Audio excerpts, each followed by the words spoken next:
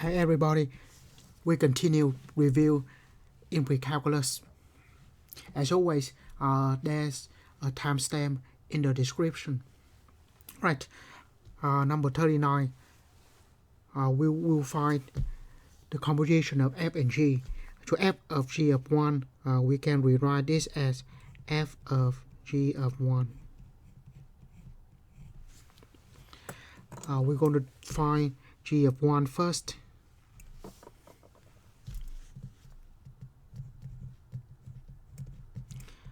G of 1, we're going to put 1 in x of the function g, 2 times 1, so that is 2. So g of 1 is 2.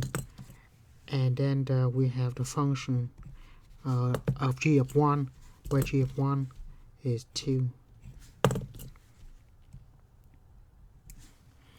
And then we just pretty much put 2 into the x of the function f of x.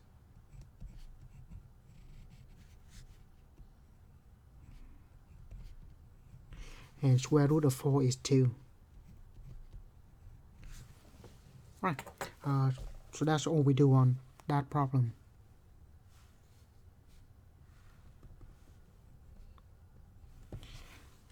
For this one, we will find the combination of g and f. So g of f of x, we will rewrite as g of f of x. Right. First, we have the function g. I will write, instead of x, I'm going to leave it blank. And instead of x here, I will use a parentheses. So pretty much, I'll replace both of these x with just a parentheses. Now, within that parentheses, we can put anything on it. And we can choose to put f of x in it.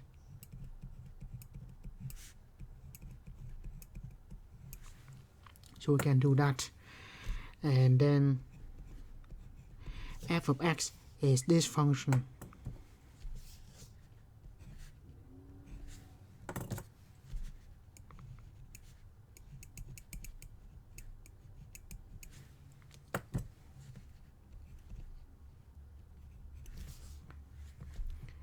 And then we just simplify 4 and 4 cancel out. We have x minus 9 plus 9, and that's just x.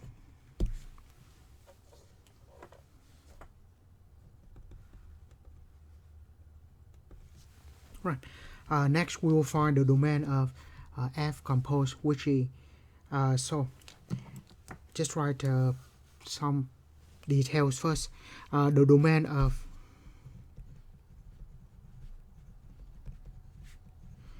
the composition, we need to do two things. First, we find domain of the second function. I just rewrite f of g of x. Right. So the domain of that, we have two things, two components. The first one is domain of the second function or the inner function.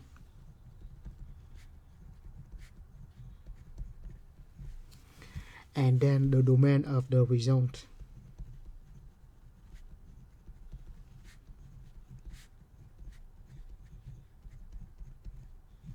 Right. So we have the domain of the second function and the domain of the whole thing. Right. So first, let's find f of g of x. So f of g of x, we start with the function f. Instead of x, we'll replace with a parentheses. So just f of a parentheses equal to a parentheses, and then the parentheses plus 9. Right. And within that parentheses, we can put anything on it. So we put g of x.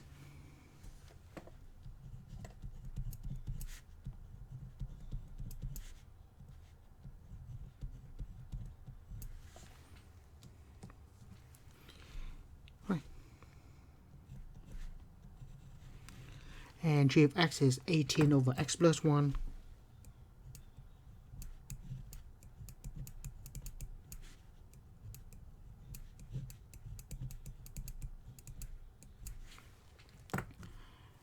and then plus 9.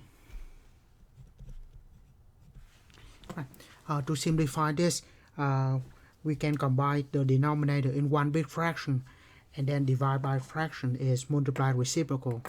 Or what I do, I can also multiply top and bottom by the common denominator of x plus 1. So multiply x plus 1 on top and x plus 1 at the bottom. Right.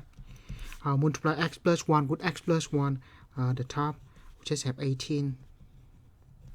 X plus 1 cancel with this x plus 1, and we have 18. And then 9 times x plus 1.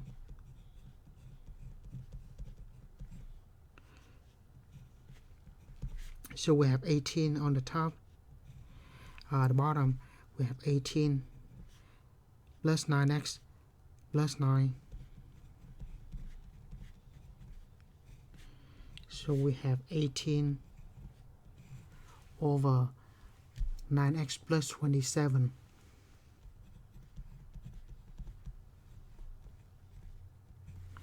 Right. So that is f of g of x is 18 over 9x plus 27. Right. Now let's just put that back into what we have here.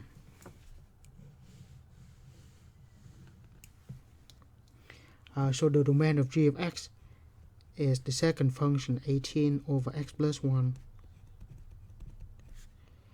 And f of g of x is 18 over 9x plus 27. Right. The domain will be the domain of these two functions. Domain of 18 over x plus 1, the denominator cannot be equal to 0. So x plus 1 cannot equal to 0. So x not equal to negative 1. This function, the denominator cannot equal to 0. So 9x plus 27 not equal to 0. So x not equal to negative 3. Yeah. So just 9x plus 7 not equal to 0. That gives us x not equal to negative 3. So bottom line is we have x not equal to negative 1 and x not equal to negative 3. So x not equal to negative 1 and x not equal to negative 3. Right. So that is the domain of a computation.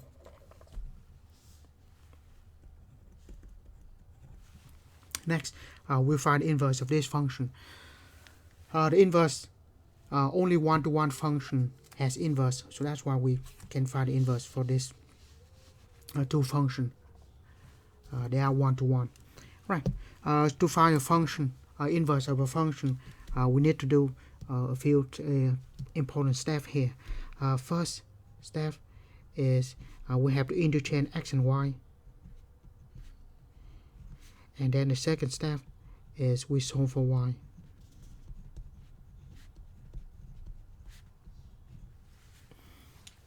And then all the steps as well, but the most important, these two steps.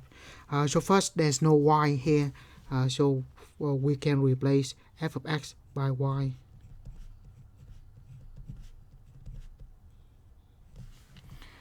And then we do the first step of interchanging x and y.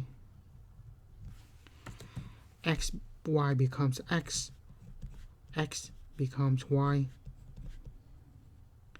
And then the next step, we just need to solve for y. So minus 2 on the other side. We have 7y. And then divide by 7. So we have y equal to x minus 2 over 7. X minus 2 over 7. Finally, we just replace the notation of the inverse. For y, we can say f inverse of x equal to x minus 2 over 7. Right. The next one will be similar. We just do these two steps. If we don't have y, we can substitute f of x or function equal to y. And then the first step is interchanging x and y.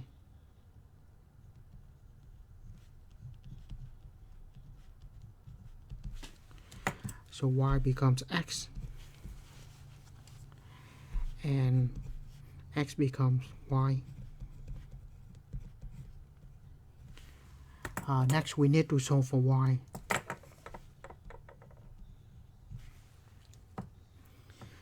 So to get rid of the cube, we can take the cube root on both sides.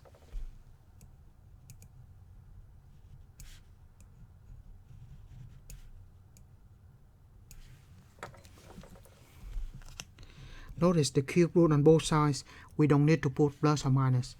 So we cannot put plus or minus, only for an even root. But the root, we cancel our power. So we have cube root of x equal to y plus 5. Subtract 5 on both sides. We have y equal to cube root of x minus 5. And finally, we replace the notation for y using the inverse. F inverse of x equal to cube root of x minus 5.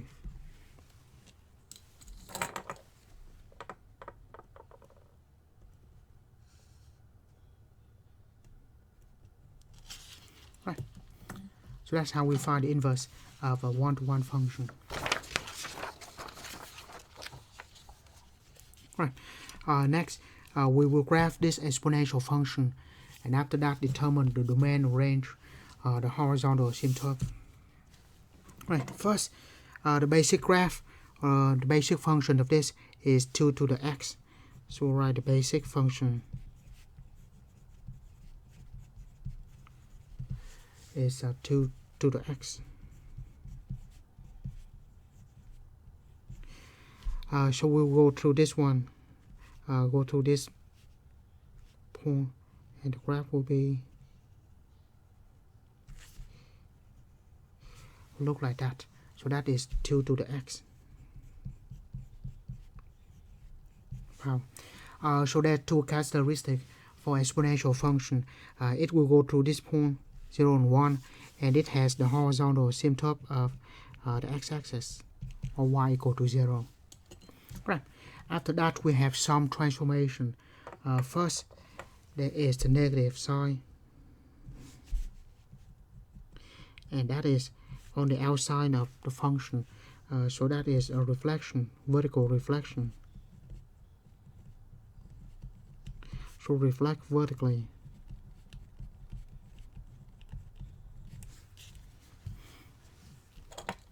The plus 3 will be 3 units to the left.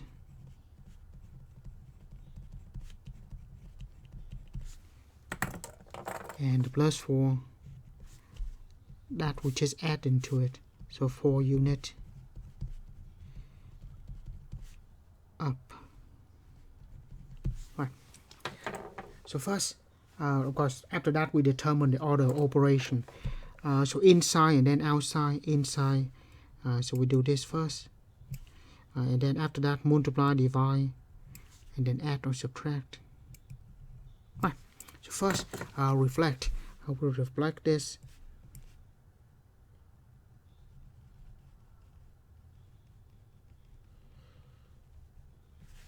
Like that. And then,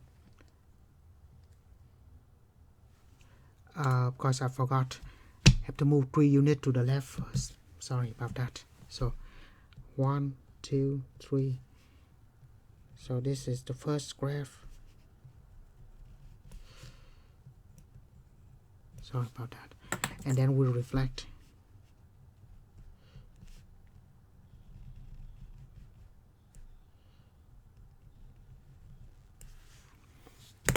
Sorry, not this one. It is this. This is the second graph. and then finally we go 4 units up. 1, 2, 3, 4. Right. So that are the point here. We move 3 units to the left, reflect, and then 4 units up. Well, that's easy. Not only that, we have the horizontal asymptote. Originally is the line y equal to 0 or the x-axis. 3 units to the left, and then reflect, which is still the same line, right? This line move to the left and then reflect, and then we move 4 units up. So the vertical the horizontal asymptote actually is going to be this line, and we have the graph.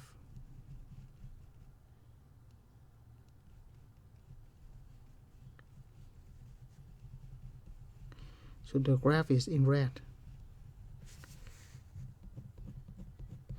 or in border line, border curve. So be this one. Right. Now, for this one, we need to answer the question of what is the domain, what is the range. The range and the horizontal asymptote.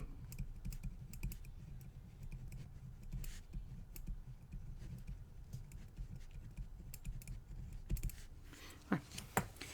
The horizontal asymptote, as mentioned before, originally is the x-axis, move 3 units to the left, reflect, do those things, the line still the x-axis, and then 4 units up. So it move 4 units up, so the horizontal asymptote will be y equal to 4. Domain and range. The domain on the x values, actually this one just keep going, so there's no vertical asymptote. This just keep going, just like this exponential function. So there's no restriction, so the domain is all real numbers.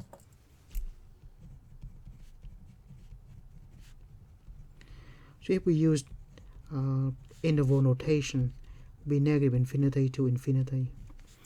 The range on the y values up to this horizontal asymptote.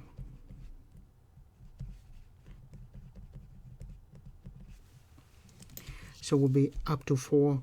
So we say y will less than 4, or we can write negative infinity to 4, but not including 4.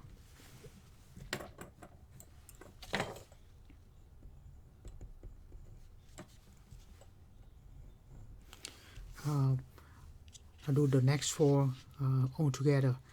Now the next, just the properties of the log. Here are a few things we can do. The first one, we can say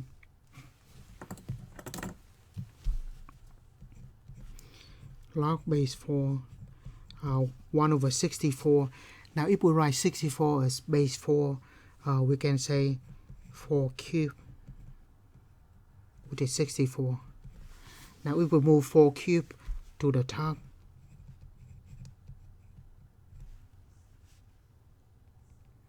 it becomes negative exponent, and then that cancel out, equal to negative 3. Right, that's one way to do it. If we know, take advantage of the properties of the log. If we don't want to do it that way, we can always let that equal to x, and then we swap to exponential form.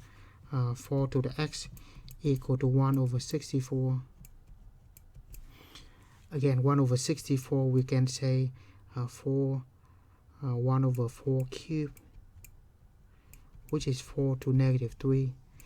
And 4 to the x, 4 to negative 3, the bases are equal. The exponent will be equal to each other. So that's what we have. Right. So I prefer to do it like this when it's possible. If not, we can always solve for the exponential equation. Right. Next, square root of 11. Square root we can rewrite as 11 to the 1/2 power.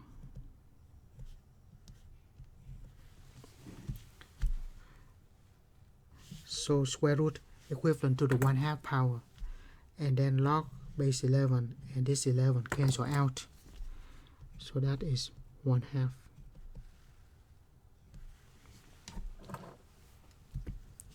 Right, next, 10,000. Log without the base is a common log, so by default is a base 10. 10,000 as a base 10 is 10 to the 4th power. And then once again, the base of the log and the base of the powers are the same. They cancel out, and we have 4. Right. Next, ln. Actually, ln is log base e, but that doesn't matter what the base is. Log of anything of 1 is equal to 0, because if we have to swap, we have e to the 0 power equal to 1, which is one of the identity.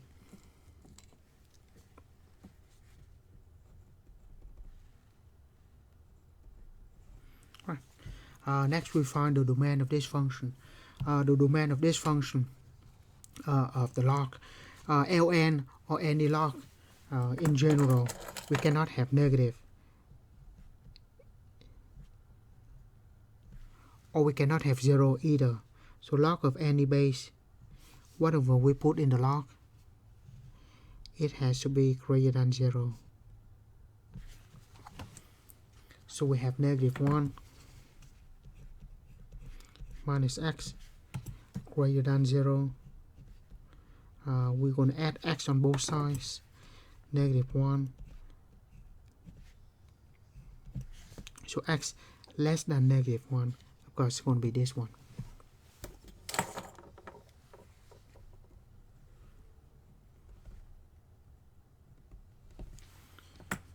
Right. Next, we can combine this express. So pretty much we expand this into a bunch of little logs. So first, let's just write a few properties that we can do. Doesn't matter what the base is. Log of a product is equal to the sum of the logs.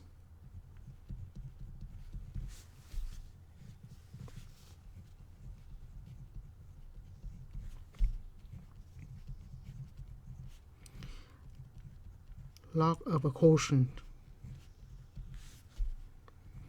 is the difference of the logs. And then finally we have the powers.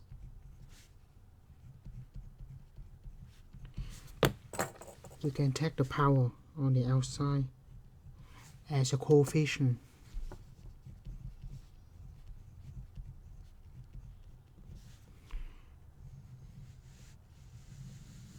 So that's what we have. These properties of the log. And then there's also a few things, few other things. We see that if the coefficient is positive, it will stay on the top. If the coefficient is negative, this term stay at the bottom. So positive we equivalent to whatever on the top, and negative will be at the bottom. We use this later. Right.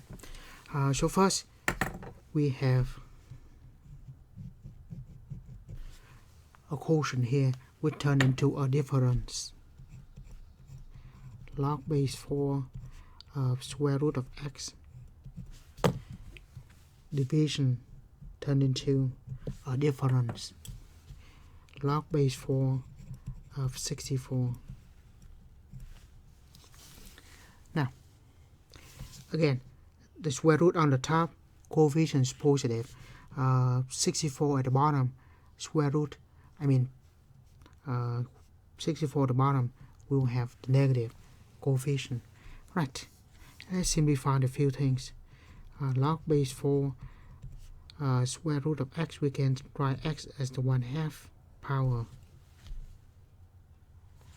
minus 64. We can write that as 4 cubed. We can cancel this, and that is 3, and then we take the 1/2 power on the outside as a coefficient. Log base 4 of x minus 3. Right, so that we expanding the logs. There's another example here.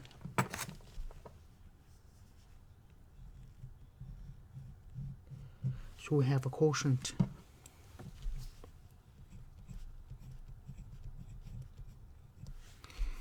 So we will have xy to the 7 on the top, which is positive coefficient, and then the bottom we have should carry the negative. Let's subtract log base b of z squared. Right.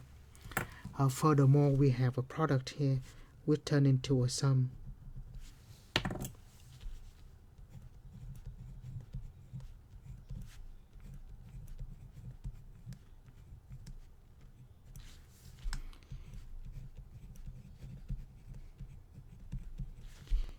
And finally, we can take all the exponent on the outside as a coefficient. So we have log base b of x plus 7 log base b of y minus 2 log base b of z.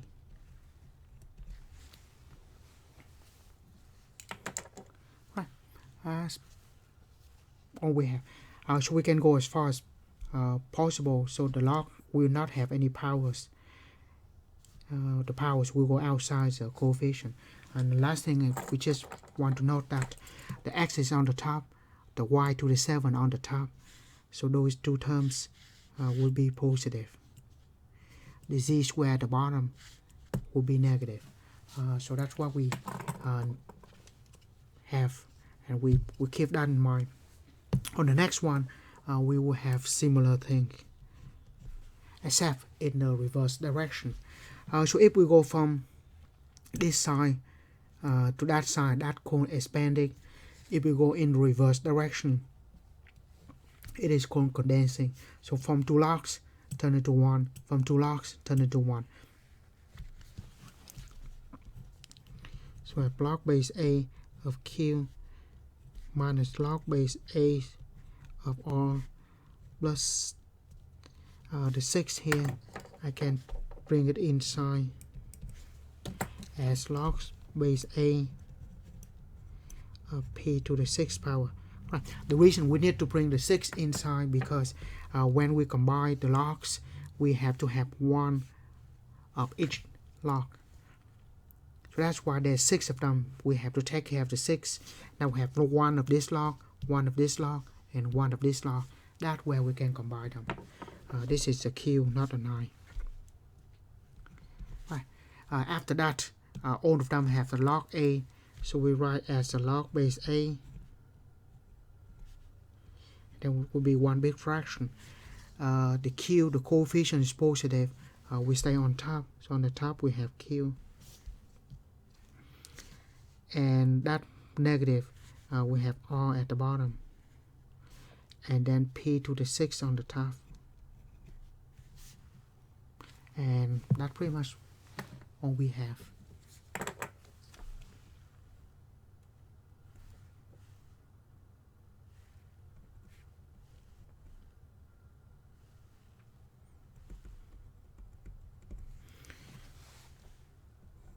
Right. Next we will solve the exponential equation. Right. Let's take a look at this problem. On this one we have the base 2 and base 7. There's no way we can turn them into the same bases. 54, same way.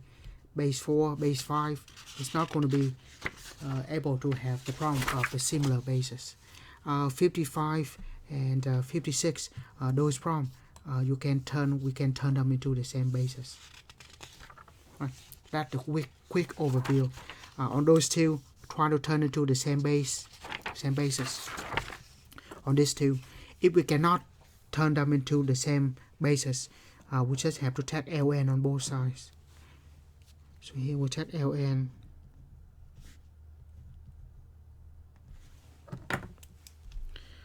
So 2 of x plus 6 equal ln of 7. Once we take ln, we can take the exponent outside as a power.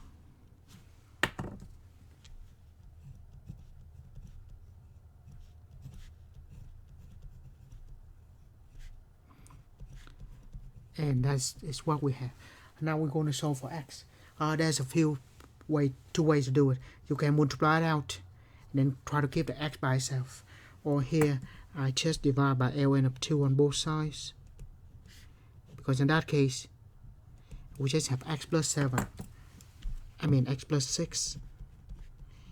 equal to ln of 7 over ln of 2.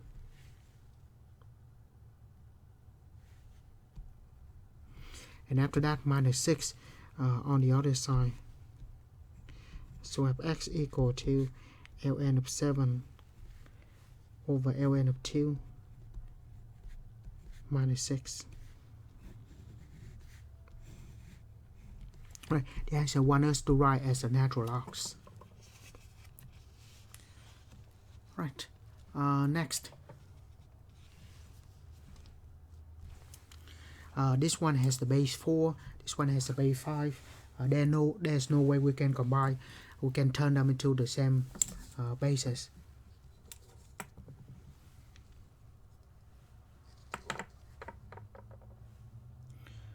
So write the timestamp.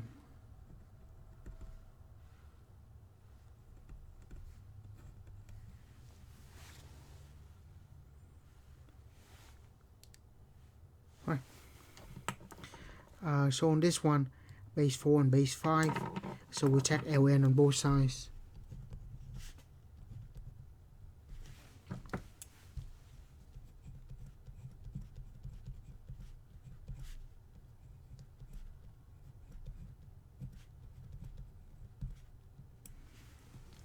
Right. And then we can take the exponents, the powers on the outside.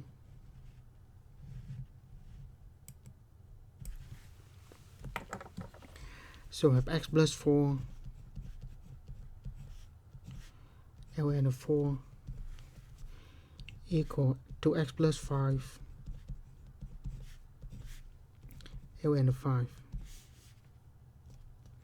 Right. Look like a long problem. So here, if we divide by ln of 4 or ln of 5, it's not going to help us because we have x on both sides. So what I do, I just multiply it out. X ln of 4 plus 4 ln of 4 equal to 2x ln of 5 plus 5 ln of 5. Now we need to solve for x. So this one has an x, this one has an x. Try to move that on one side.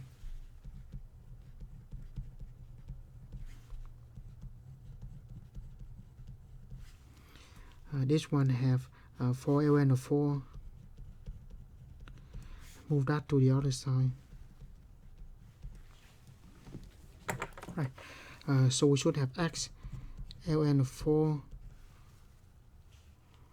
minus 2x ln of 5 equal to 5 ln of 5 minus 4 ln of 4. Now both of them have x. That's what we're looking for. I can factor out 1x. Ln of 4 minus 2 ln of 5 left. And that equal to the right hand side still stay the same. and then divide by the parentheses on both sides. We have x equal to 5 ln of 5 minus 4 ln of 4 divided by ln of 4 minus 2 ln of 5.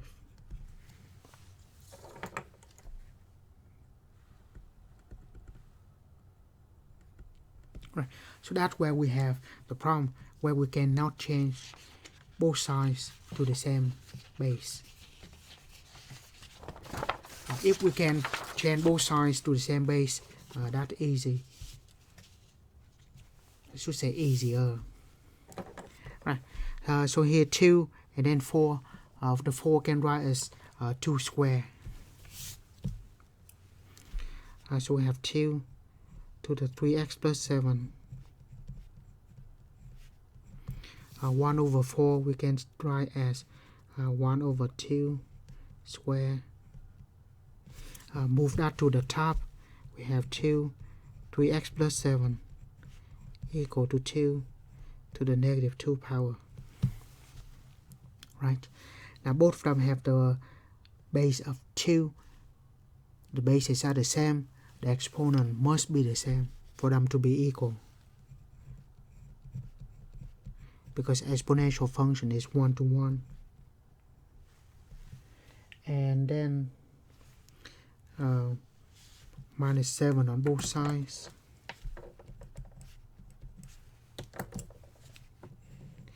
We should have 3x equal to negative 9.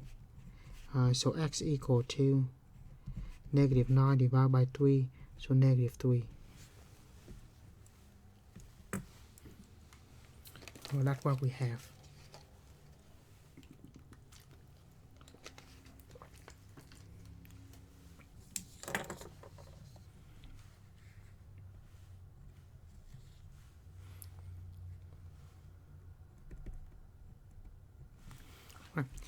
Next we have base 8 and base 8, so that look good there. So we have 8 x minus 10 over 6 equal to square root is equivalent to the 1/2 power. So here we write x minus 10 over 6 equal to 1/2. We have fractions, so to eliminate it, multiply, cross multiply. So we have 2 times x minus 10 equal to 6. Multiply them out to x minus 20 equal to 6.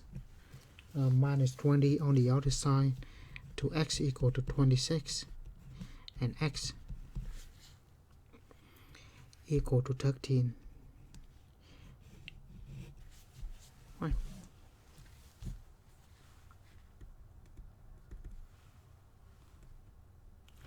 Next we have the application problem. This is the population model given by that T is the years after 1998. Right. So when will the population reach 329? The population is in thousand, so we're just going to put 329 into A.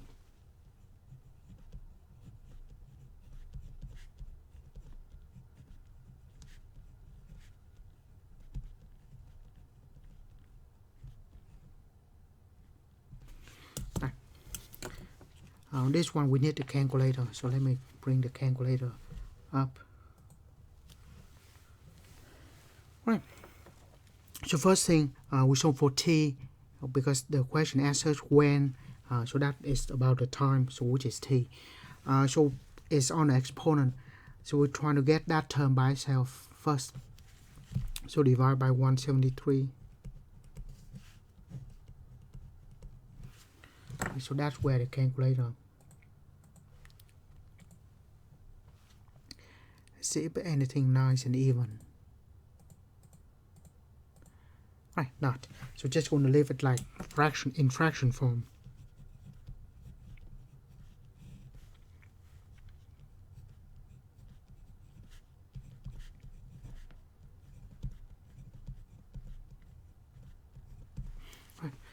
Now we will solve for the exponent. So we will take ln on both sides.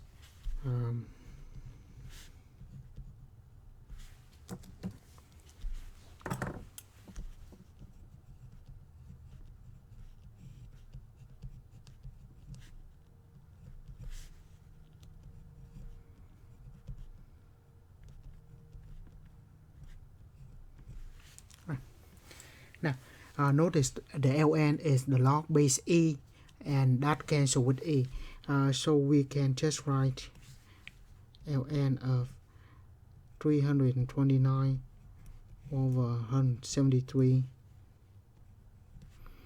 equal to, let's just rewrite ln is log base e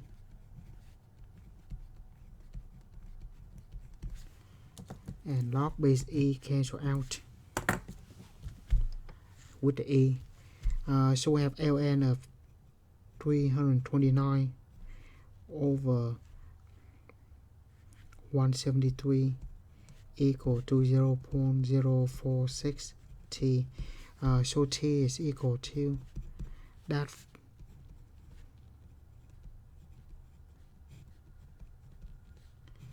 divided by 0.046. Right, definitely a calculator. Need calculator for that. So ln of 329 divided by 127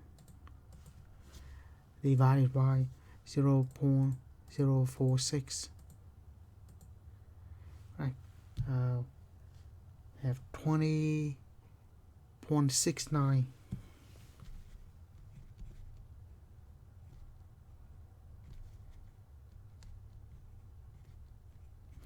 And t is years after 1998. So pretty much whatever we have to add 1998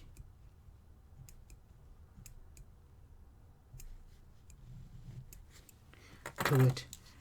So that gives us 0.698.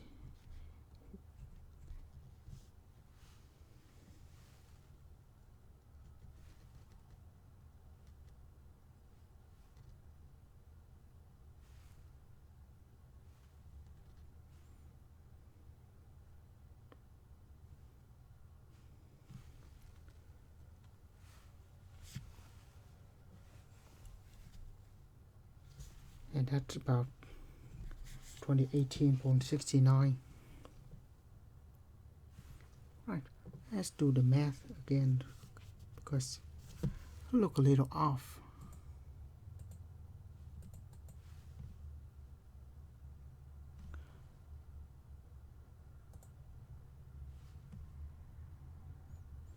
Right. 329 over 1 ln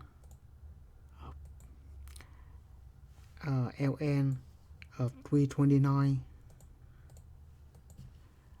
divided by 173. Let's get that first and then divided by 0.046. Right.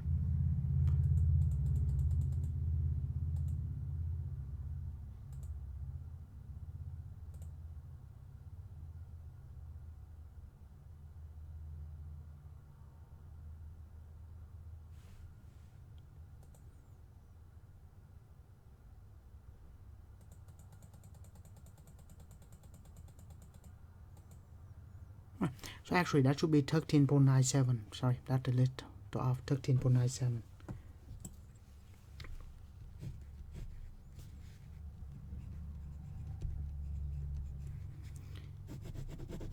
And 13.97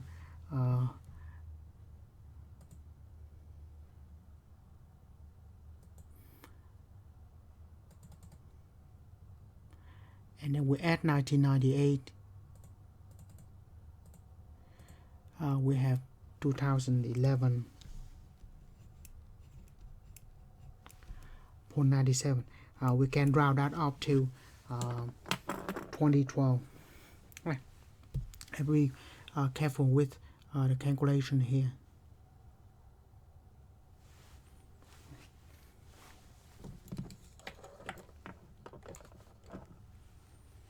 Right. 58.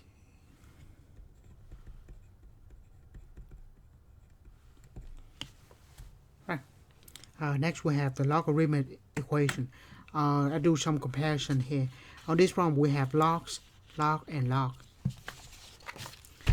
This problem we have log, and then a number. So that will be two different types of problem. A problem that have all the logs and the problem that has a number in it.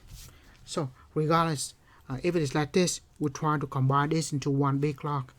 And one thing most important, remember for the logarithmic equation, look back to number 49, the domain, anything we put in the log has to be positive. So keep that in mind. So we have to check our answer because we could have something that is negative. So I just write log base b, whatever we put in it has to be positive. Right. Now we can combine this into one big log on the right hand side, a plus sign turn into a product.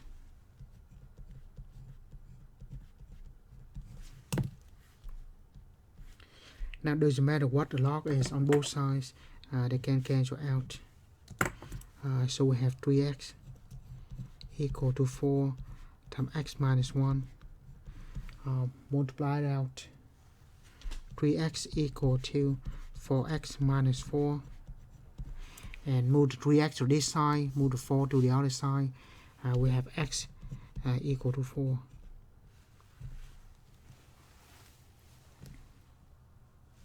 Right, minus 3x and then plus 4.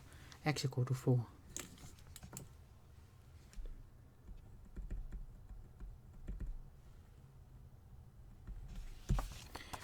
This one we have a log and a number, so that's slightly different. So there's no log on the other side that we can cancel. Right.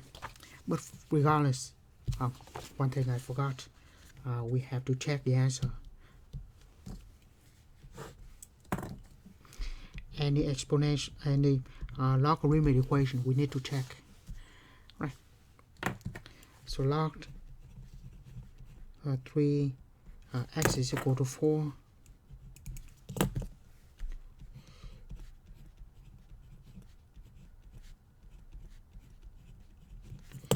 X is equal to 4.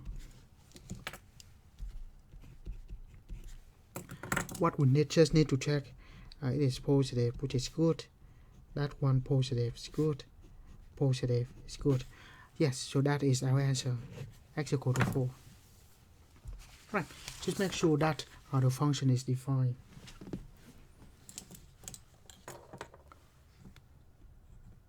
Right, next we have two logs here. We can combine that into one big log. And this is log base 3. Look, yeah, the 3 should be smaller.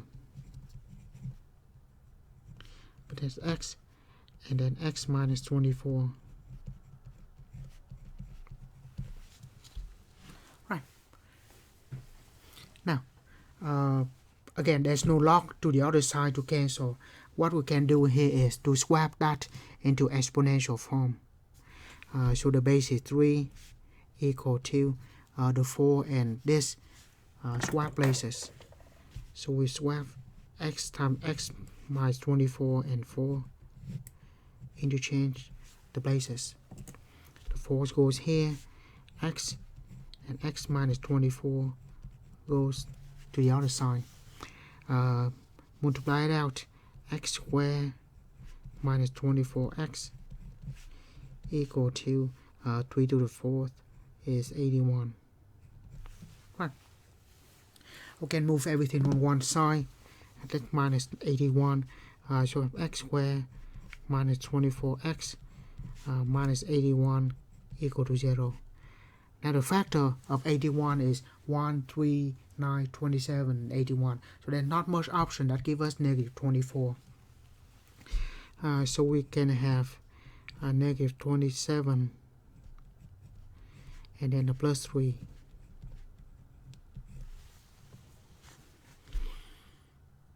Because there's not much, not many factors give us 81. Not many factors of 81, I should say. Right. So x minus 27 equal to 0. X plus 3 equal to 0. So we have x equal to 27. And then x equal to negative 3. Right. So that's it. Oh, always logarithmic equation. We have to check our answer.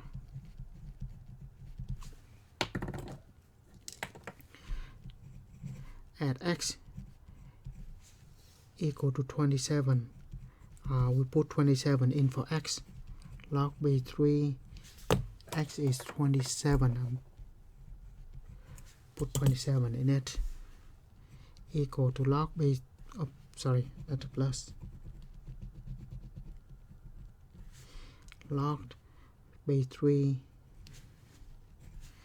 of 27 minus 24 equal to 4.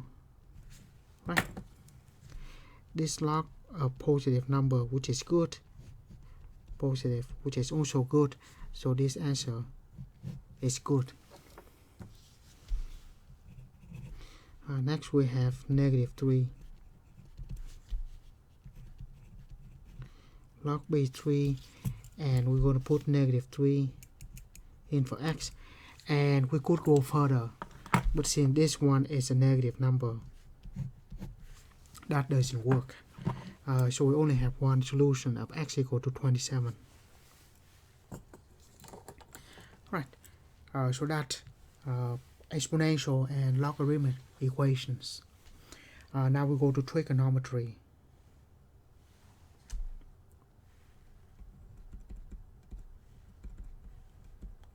Right. Now find the exact 6 trigonometry function of the angle P. This is angle P.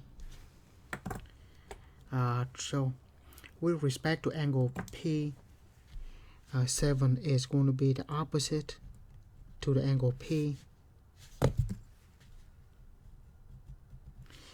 24,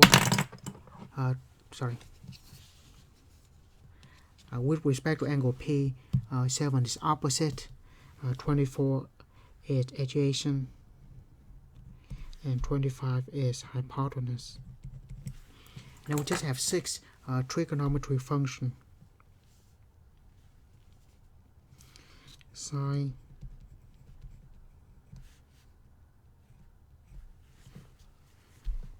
cosine, and then tangent. Once we have that, we will have the reciprocal. Cosecant is reciprocal of sine, secant reciprocal of cosine, and cotangent reciprocal of tangent. Right. Sine is opposite over hypotenuse. Cosine is adjacent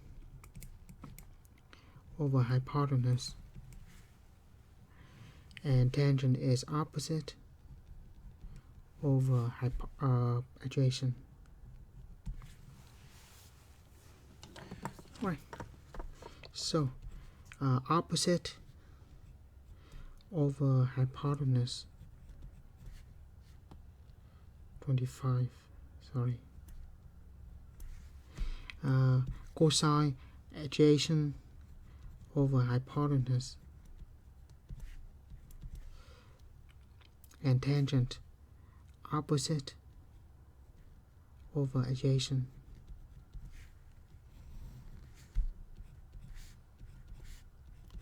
And then cosecant, secant, and cotangent are reciprocal of this, so we're just going to flip.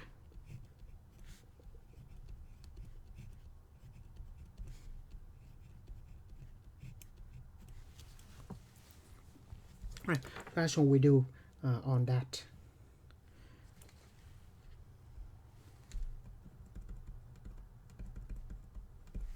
Right. I only do 61. I will let you do 62. Right. So cosine is 4/9 and tangent is negative. Find sine of theta. Right. So cosine, actually here we have to do completely different things. Now instead of using the triangle, we have to use x, y, and r. So cosine, just right on the go. Sine is y over r. Cosine x over r. And tangent y over x. So we have those ratio. Now cosine is x over r. So I will write x over r is equal to 4/9. Right. One thing to note here, r must be positive. X and y could be positive, could be negative, but r must be positive. Right. So r, from here we can say r is equal to 9 and x is equal to 4. So that's one obvious. So from here we will let r equal to 9 and x equal to 4. Right. Next we have tangent, which is y over x, and it is negative. So tangent is y over x, and that is negative. Right. We know that x is 4. We don't really need to know the values. We know that x is positive.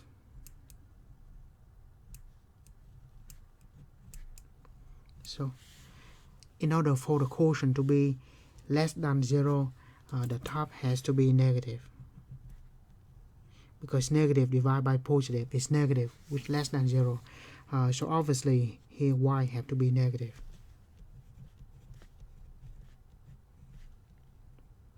We keep that next step. Right. And finally, Pythagorean theorem, we have x squared plus y squared equal to r squared. X squared 4 squared plus y squared equal to r squared 9 squared. So 9 squared is 81, 4 squared is 16. So y squared is equal to 9 squared. 81 minus 16 is 70. 81 minus 16, sorry, 65.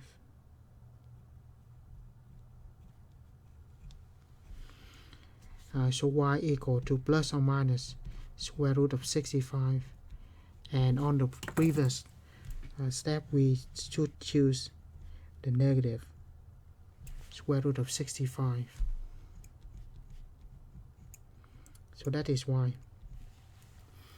And after all of that, we can go back and we say sine is equal to y over r, and y is negative square root of 65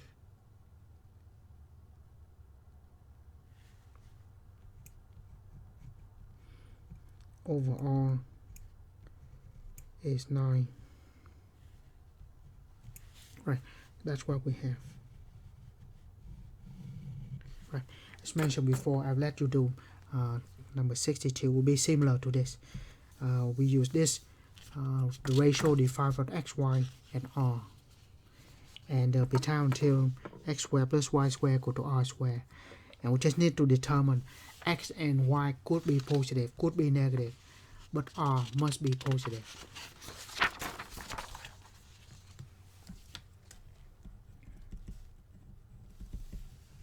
Right.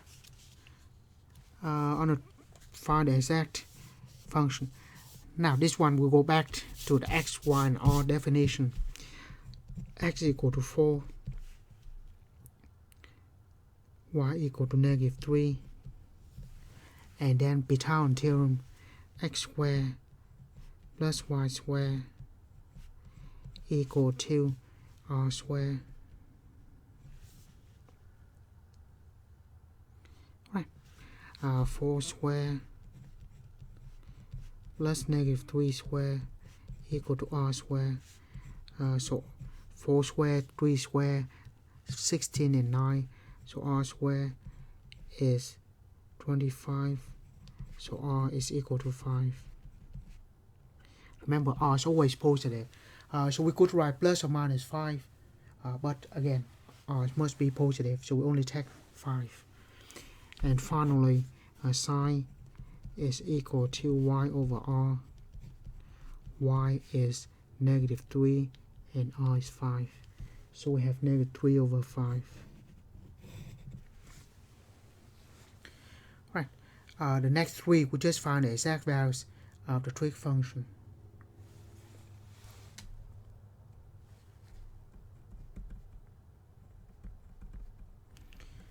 On this, we could have, right. So for this, we use the right hand. I try to draw the right hand.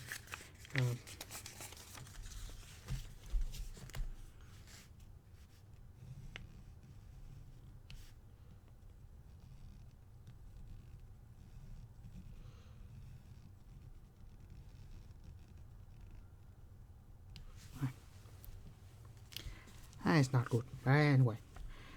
So it's 0 degree, 30 degree, 45, 60, and 90 degrees. We can also have 0, pi over 6, pi over 4, pi over 3, and pi over 2. Right. Now, regardless of in the backward of palm or the backhand, we always go from left, go counterclockwise. Right. Now, sine of 5 pi over 3.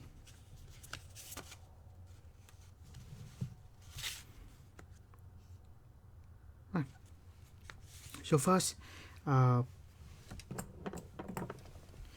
we can say a reference angle of 5 pi over 3 will be the same as sine of 5 pi over 3. That's just a reference angle. 5 pi over 3 is pi over 3. It doesn't matter. It could be 100 pi over 3 or 99 pi over 3. Okay, actually, that reduced. That doesn't work. 100 pi over 3 or 28 pi over 3. It doesn't matter. The reference angle is pi over 3. Right. Determine if it is positive or negative. 5 pi over 3 is in this quadrant, and sine in that quadrant. Sine is the y values, so it's going to be negative.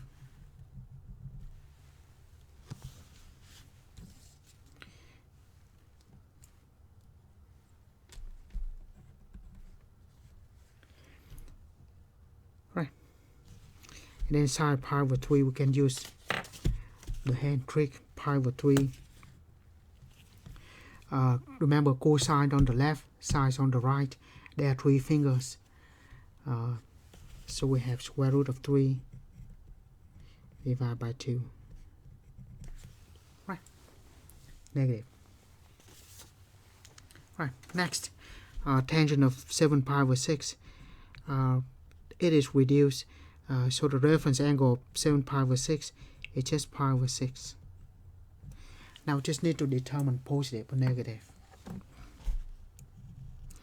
7 pi over 6 is just a little bit over 6 pi over 6, so it is of quadrant 3. On quadrant 3, y is negative, x is negative, but y over x is positive. Again, we can also use the trick on, store, take cash. The first quadrant, everything is positive. The second quadrant, sine is positive. The third quadrant, tangent. Fourth quadrant, cosine. So this is going to be positive. And then finally, tangent of pi over 6. Pi over 6 corresponding to this angle, that finger. Remember, cosine on the left and sine is on the right. So we have 3 fingers on the left and 1 finger on the right. And tangent, we can say it. Tangent is sine over cosine. So 1 finger over 3 fingers. So actually I should write square root of 1 over square root of 3, or 1 over square root of 3.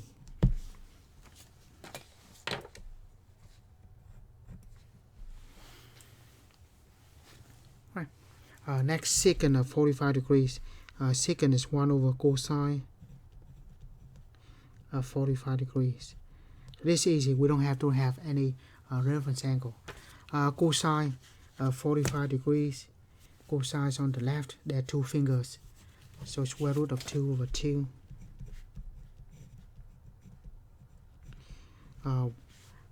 Divide fraction is multiply reciprocal.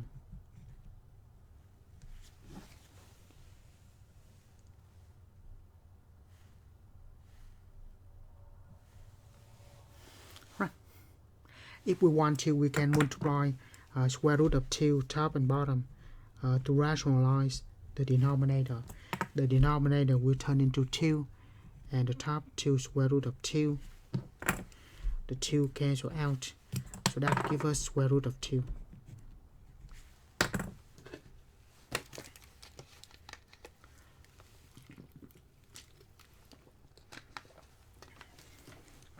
Right.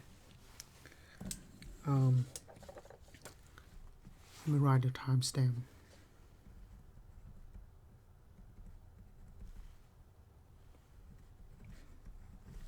Right, so I have these 2 problems.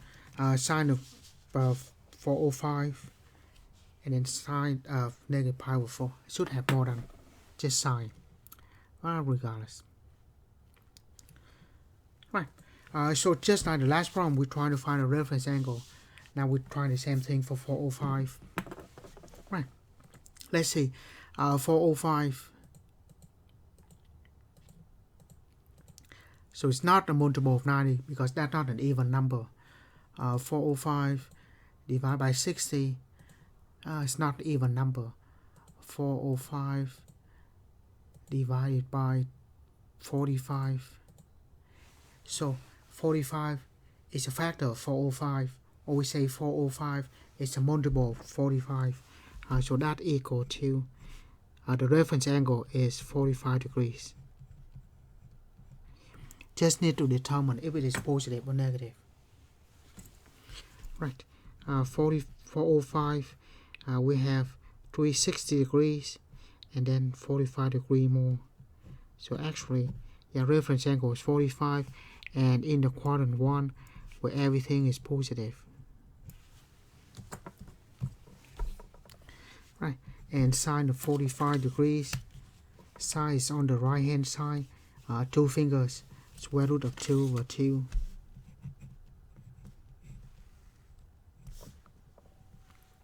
Just that. Next, sine of negative pi over 4. We know that we can use sine as an odd function. So just say sine of pi over 4. Or we can also determine pi over 4 is the reference angle. That one easy. And then negative pi over 4. So that is in quadrant 4. In quadrant 4, sine is negative. Cosine is positive, but sine is negative. And so we have negative pi over 4. Once again, that is just like 45 degrees. So we have 2 fingers over 2. Square root of 2 fingers over 2.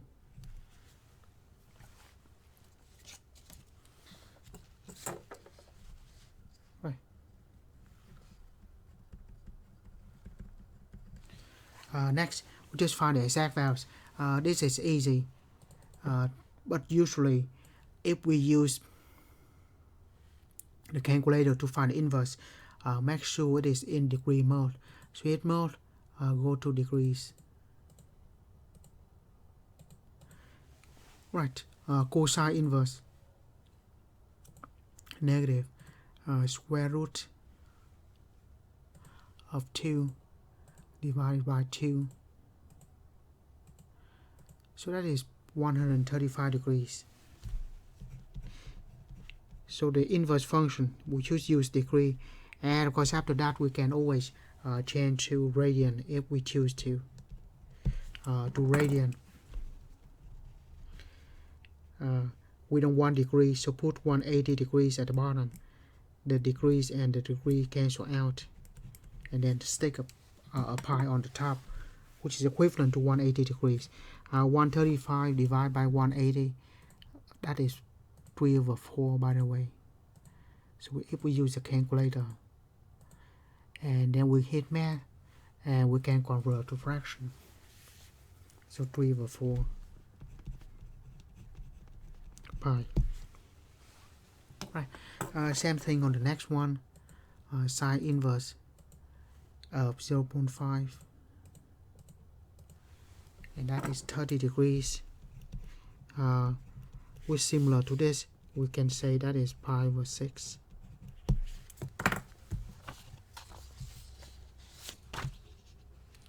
Right. The next one is a little more complicated. Right. So this we have to know the domain of the inverse function. For the sine, the domain of the sine is of course between -1 and 1. Right. But the sine inverse, remember the domain of the sine inverse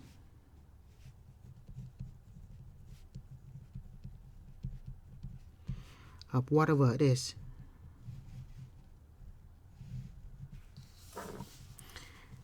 it will be actually have to be anything from -1 to 1. Otherwise it's undefined. We can check like sine inverse of 1.1. It's going to be undefined. So it has to be between -1 and 1. Right.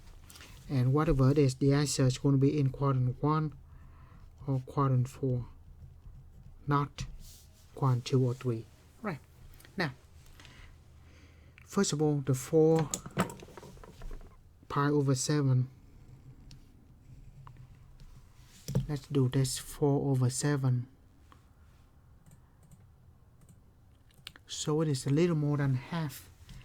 Here we have 0, half a pi, and then pi. So 4 pi over 7 is about here in the second quadrant. But remember, the sine inverse cannot give you the answer in the second quadrant. So we have to find the reference angle of this. The reference angle of this,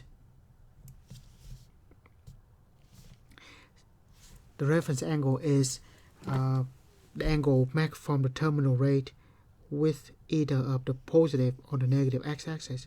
So the reference angle is going to be on this side. So we have the whole thing from 0 to pi,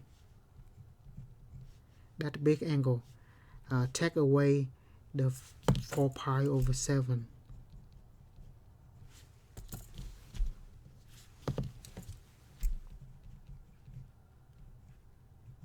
It's 3 pi over 7. So 3 pi over 7 is this, and this is the reference angle. Right. So the answer will have to return in anything in the first quadrant. Could be in the fourth quadrant too, but if it is in the fourth quadrant, this should be negative. But because it is in the second quadrant, so it's going to be positive, and we just have a reference angle of 3 pi over 3. 3 pi over 7, sorry. Right. Next, tangent and tangent inverse. Actually, this one is easy. The function cancel the function inverse. That's 0.6. If it is defined, if not, obviously it's not undefined, we cannot do anything. But if it is defined, then that's all we do.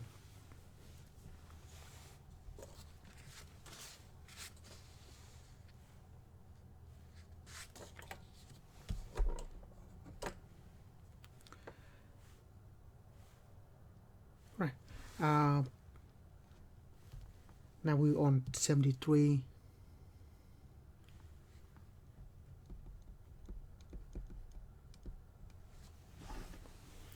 Right. So first, let's focus on cosine. And we'll let that be theta.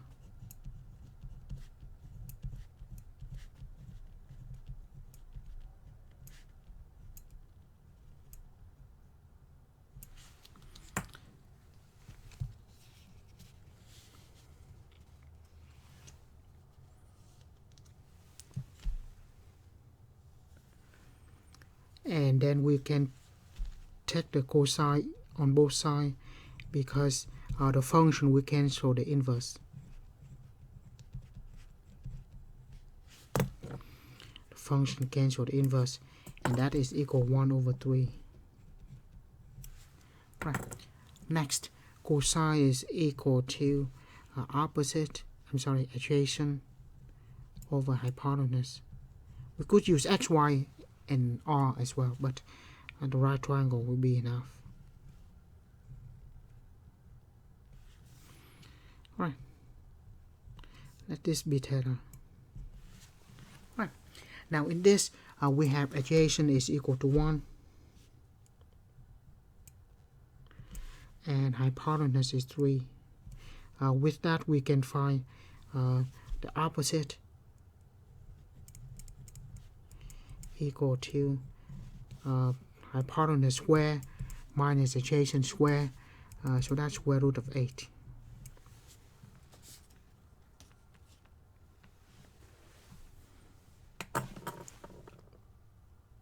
Right. Now the opposite is that, of course, let's rewrite this again.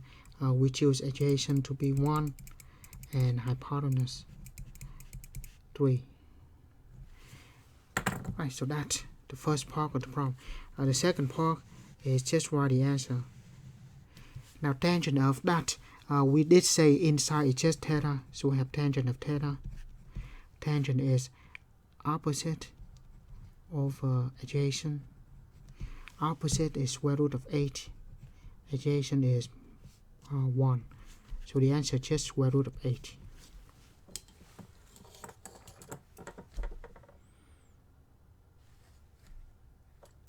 The same thing on this one, we also use that and then the triangle.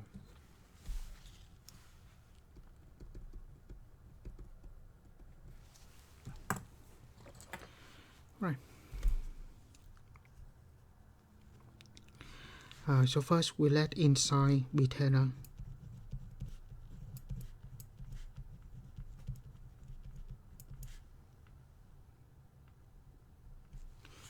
And then to cancel the sine inverse, we can take the sine on both sides.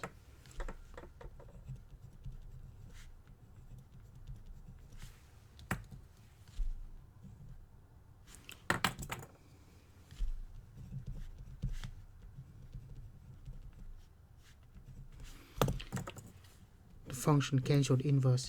We can write as u over 1. And sine is opposite 1 is the hypotenuse. Right, we can draw a little triangle.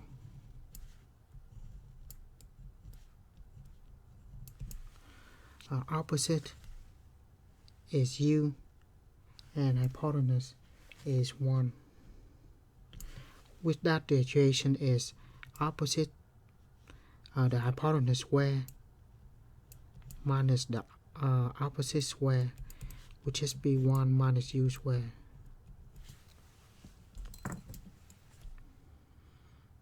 Right. So let's summarize. Opposite is u, hypotenuse is 1, and adjacent is 1 minus u squared.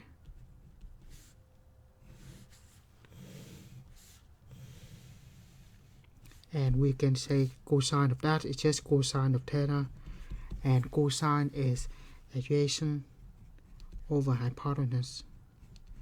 Adjacent over hypotenuse be just 1 minus u squared. Square root of 1 minus u squared.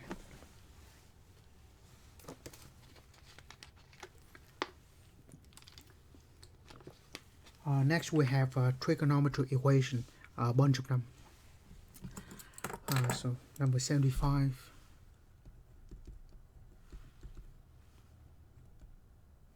Right, now write on the general solution.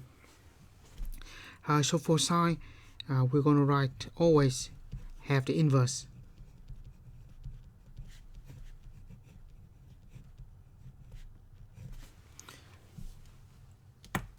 And then a period of sine. So write 2 n pi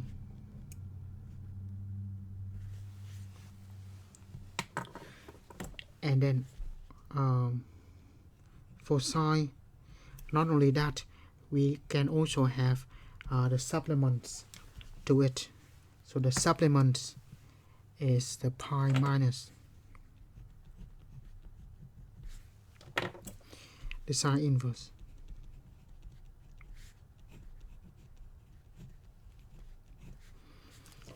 And then plus 2 n pi.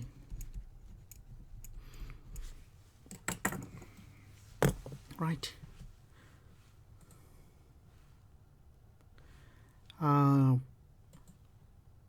Is it still in degree mod?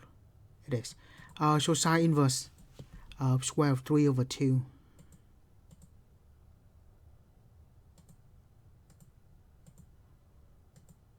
So actually we can just look on this or in the unit circle. So sine is square root of 3. So we have 3 fingers. So that have to be pi over 3. But if we just do that, we have 60 degrees, which is pi over 3.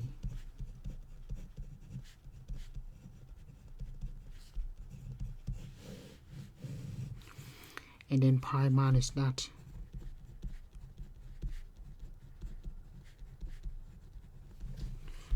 So we can have 2 pi over 3 plus 2 n pi.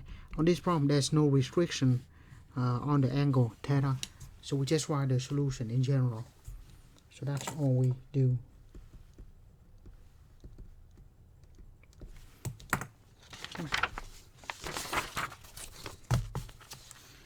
Next, there are more trigonometric equations. Right, this is with double angle as well. Right, so for cosine, remember, I just want to write this real quick. For trigonometric equation,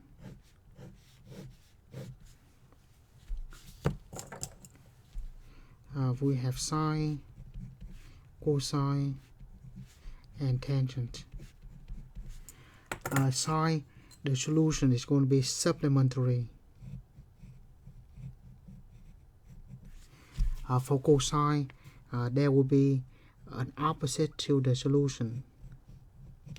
And for tangent, there's nothing for tangent.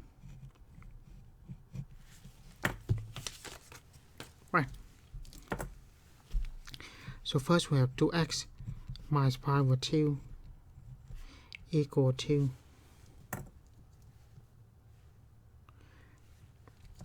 cosine inverse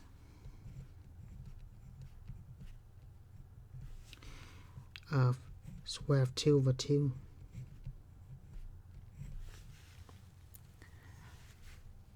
and then for cosine, that's always 2 n pi, or for cosine, This also be the opposite. It's going to be opposite of cosine inverse. So we have 2 over 2 and then plus 2n pi.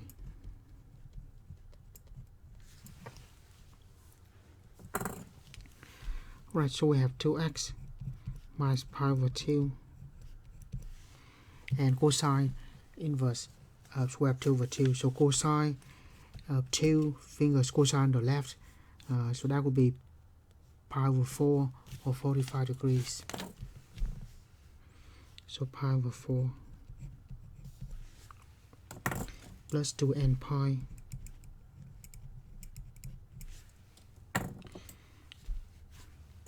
and then or 2x minus pi over 2. I don't know why I write 3 there. Negative pi over 4 plus 2n pi.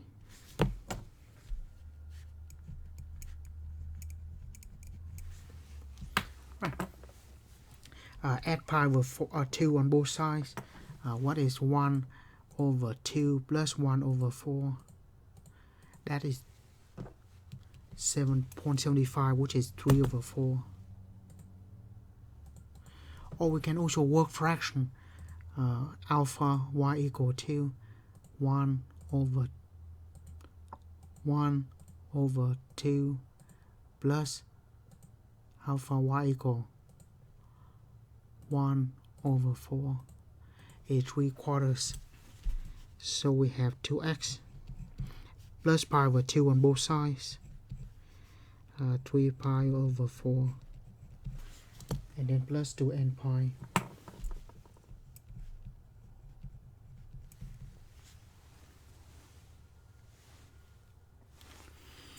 Right, and then on the other side we do the same thing. This time pi over 2 minus pi over 4, that is a pi over 4, also plus 2n pi.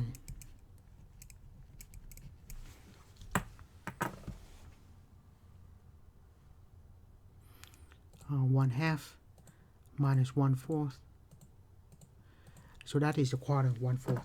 Right. Finally, so here I'll add pi over 2 on both sides, and after that divide by 2. So after we divide by 2, we have x equal to 3 pi over 8. Divide by 2 here and divide by 2 here. So that's plus n pi.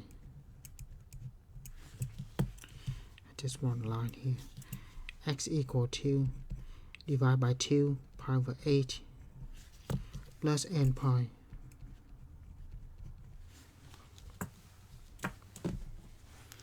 Right, and then so on this problem, the period is going to be n pi. So multiple of pi, multiple of pi. In our original problem, we have solution from 0 to 2 pi. The length of the possible solution is equal to 2 pi.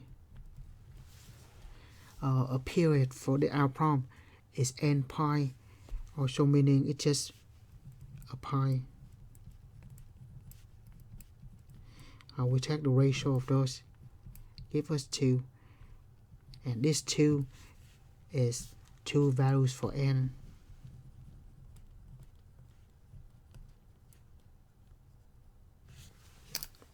Right, so there should be 2 values for n. That works. So from 0 to 2 pi. So we can choose n to be equal to 0, in which case we have x equal to 3 pi over 8, which is good. Now let's choose n equal to 1, x equal to 3 pi over 8 plus pi, which is 11 pi over 8, which is also good. The pi over 8, suddenly we can choose n to be 0 and x equal to pi over 8, which is good. And then n equal to 1, x equal to pi over 8 plus pi, so 9 pi over 8. Remember, only two values for n will work, and we have two values for n, and that's all there is to it.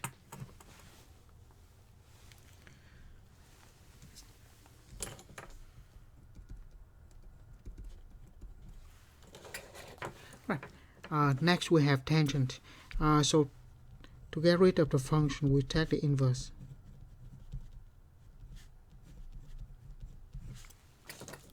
But notice that for tangent, there's nothing for tangent.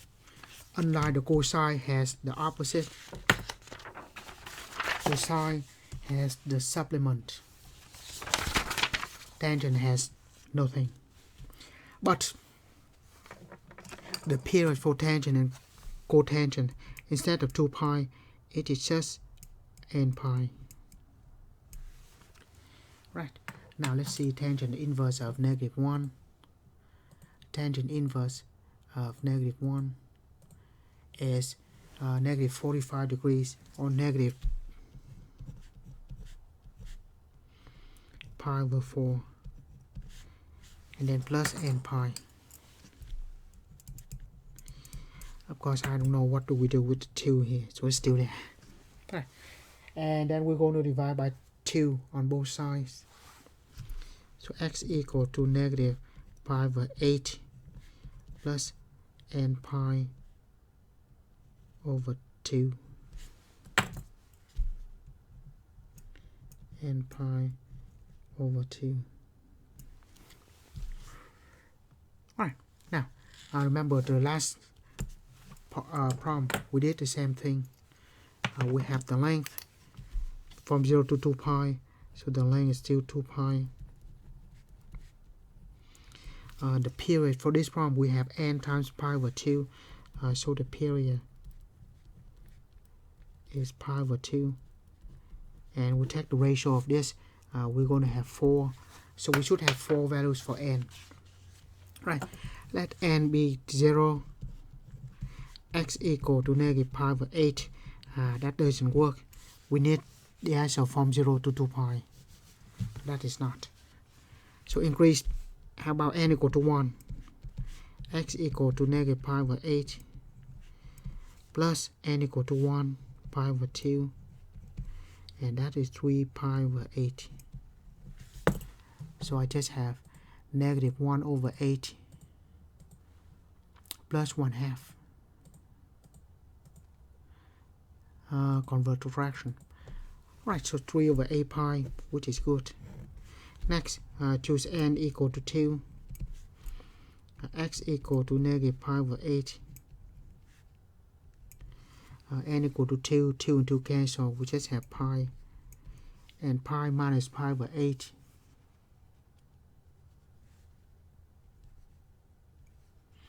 so 7 pi over 8.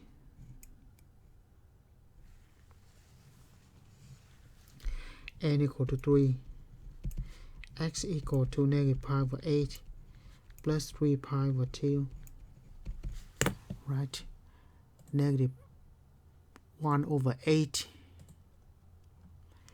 plus 3 over 2, convert to fraction, 11 pi over 8. Those solutions are good, and then n equal to 4, x equal to 4 over 2, so that's just 2 pi,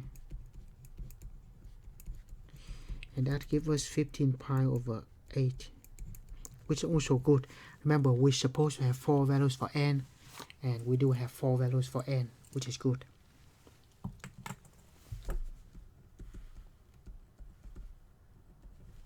Right. Next we have this. So first let's solve for the cosecant first. So we have cosecant of x minus pi over 6. Move the 2 over and then divide by square root of 3. Right, so that's what we have. Cosecant is 1 over sine.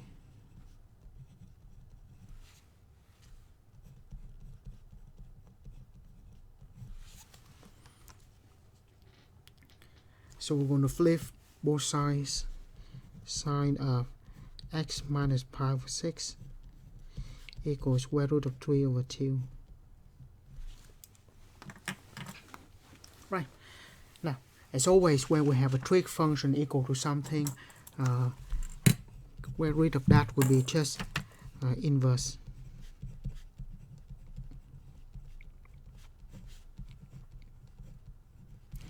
And for sine, cosine, that is 2n pi. Tangent and cotangent is a pi. Everything else is 2 pi. Right. So we have that, or it could be the supplement. Sine is supplementary. So subtract sine inverse. Swap 3 over 2 plus 2n pi.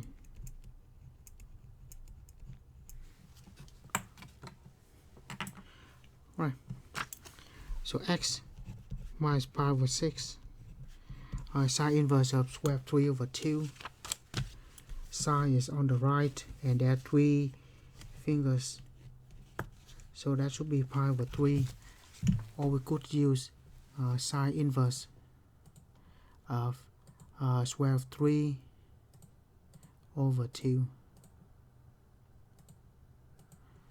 That's 60 degrees, or pi over 3. Plus 2n pi.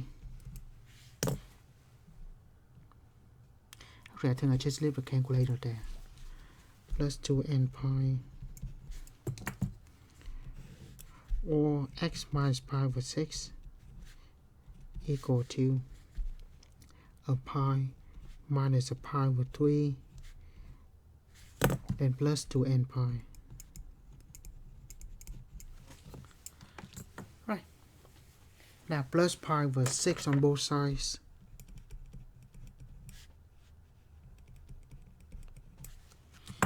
Right.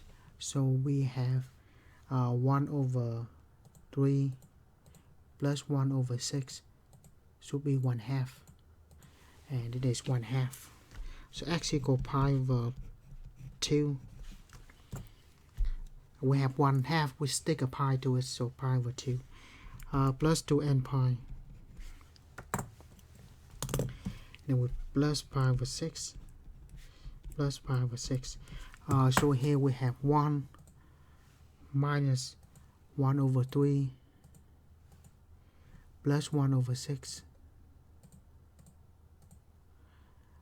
Convert that to fraction, 5 pi over 6.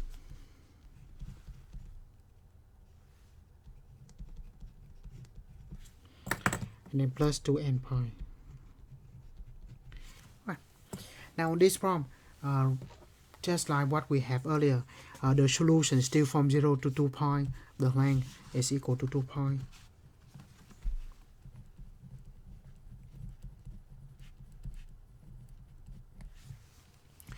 The period multiple of pi, a multiple of n, so will be 2 pi. Whatever this is, but excluding the n, we have just 2 pi. So the period is equal to 2 pi. Ratio will be 1. So we only have 1 values for n. That will work. So we choose n to be 0. And for n equal to 0, we have x equal to pi over 2. And that is between 0 and 2 pi, which is good. And here we choose n equal to 0. The answer is 5 pi over 6. 5 pi over 6, which is also between 0 and 2 pi. So we have two solutions, pi over 2 and 5 pi over 6.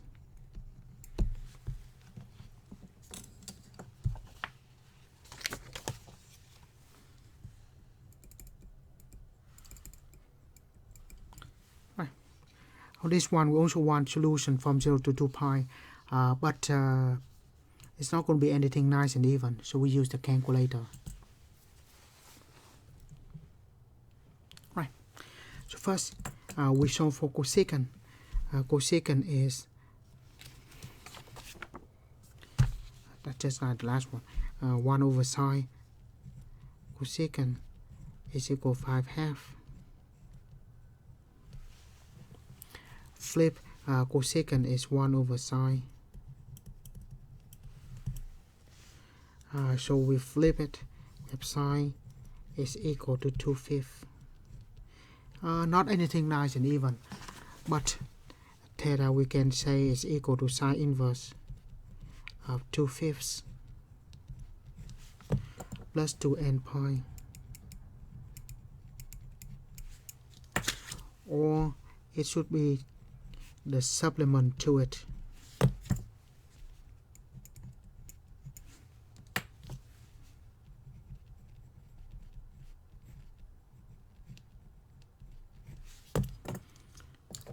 I should say the supplement, and then plus 2n pi.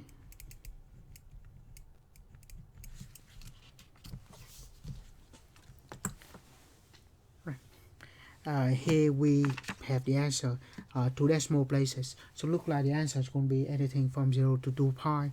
2 pi is about 6.28 something. Right. Now, sine inverse of 2 over 5. So that's nice and all, but I remember we need the answer in radian. 0 to 2 pi, so that must be in radian. So turn the calculator, change that to the radian mode. And then let's do that again. Sine inverse of 2 over 5. 0.41 something. 0.411.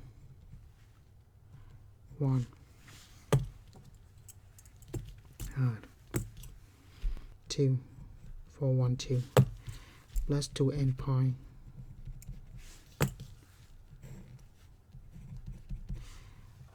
and then pi minus that.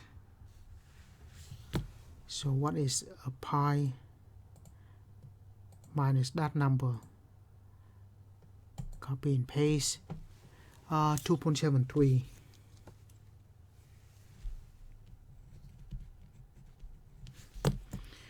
Plus 2n pi. Similarly, the period for this problem is 2 pi, and the length for this one is 2 pi. The period is a 2 pi, so we have 1 values for n.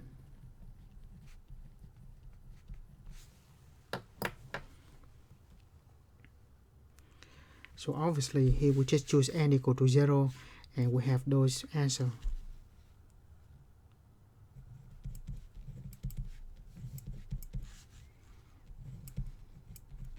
We just need 2 decimal places. And then choose n equal to 0, theta equal to 2.73.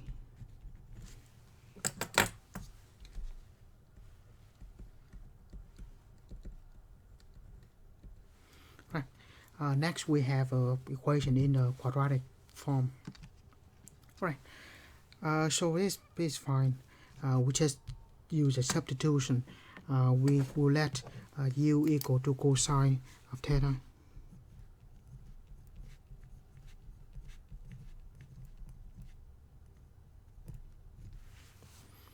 Right.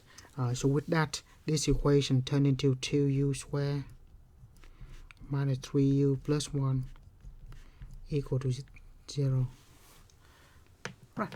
Now we solve for u. We could factor quadratic formula, so whatever we solve for it, I will use quadratic formula,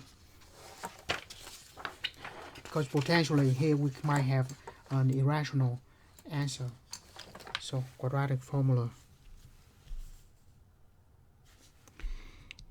u equal to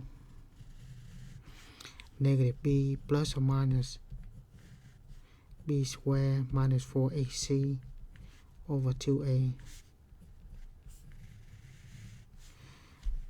negative 3 plus or minus square root of negative 3 squared minus 4ac over 2a.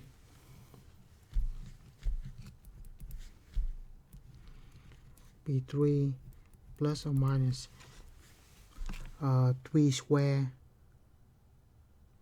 is 9 minus 8, so that's square root of 1 over 4. Right, so that actually come out nice and even. 3 plus 1 over 4 is 1, and 3 minus 1 over 4, that is 1/2. So we have two solutions, u equal to 1 or u equal to 1/2. Right. So we have u, and then finally u is equal to cosine of theta. So pretty much we have two equations.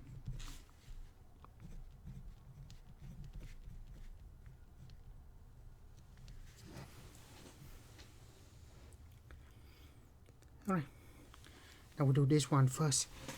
Cosine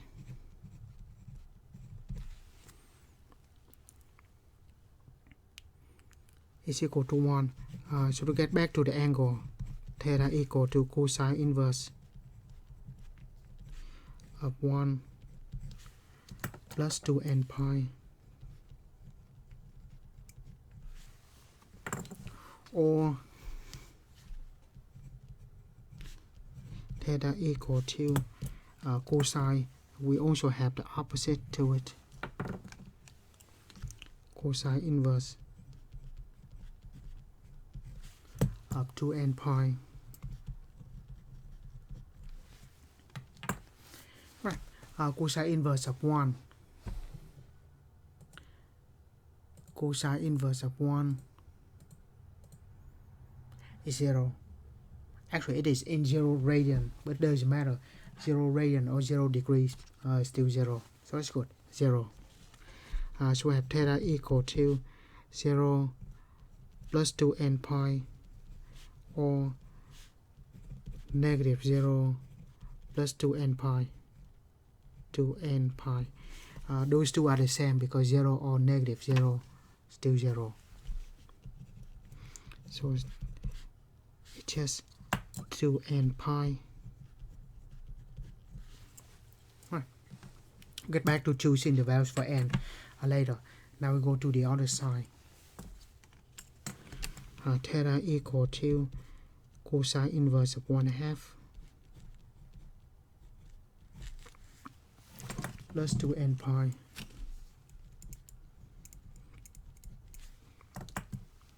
or the opposite,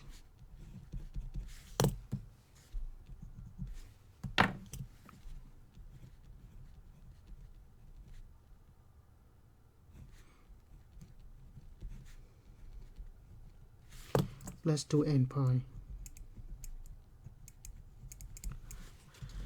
Alright, so theta cosine inverse of 1/2. Alright, forgot it has to be in degree mode. Right, let's do that again.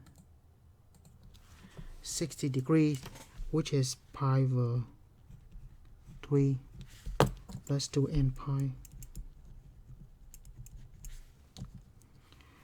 or opposite to that.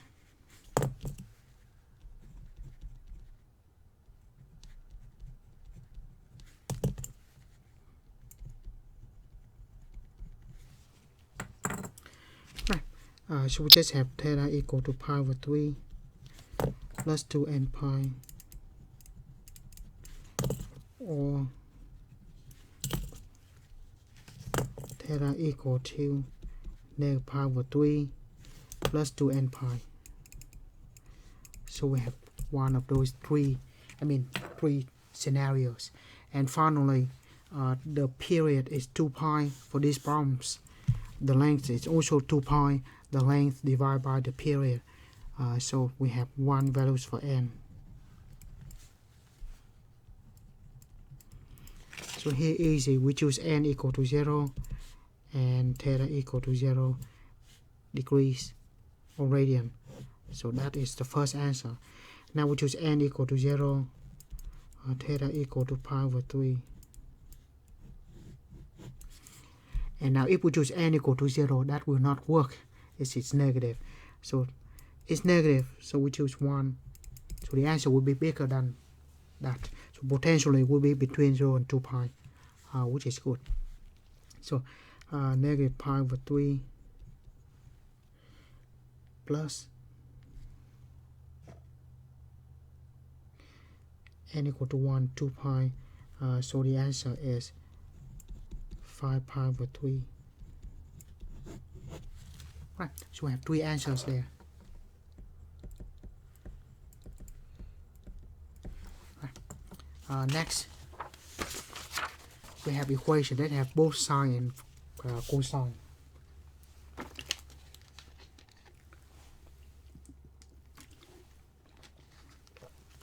This requires a little bit of work. Right, first, but we cannot combine sine and cosine yet. What we can do here is we're going to square both sides.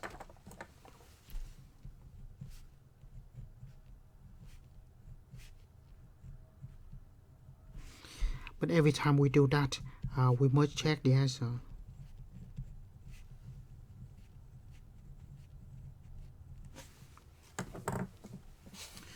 So sine x plus 1 equal to square root of 3 cosine x. Sorry, kind of have to write kind of small there. Right, square. Square is multiplied by itself.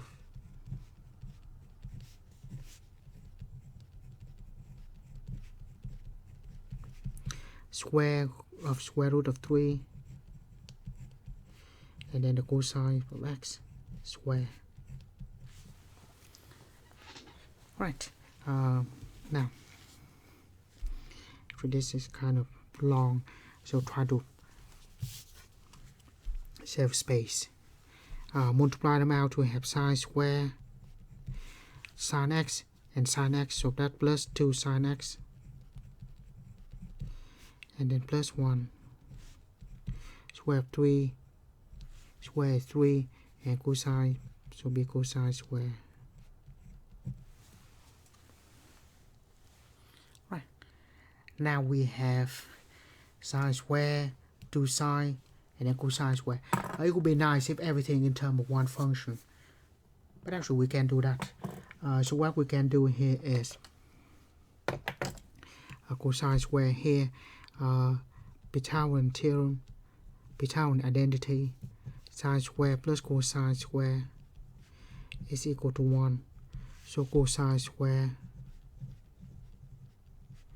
is equal to 1 minus sine square. And we can substitute that into cosine of x.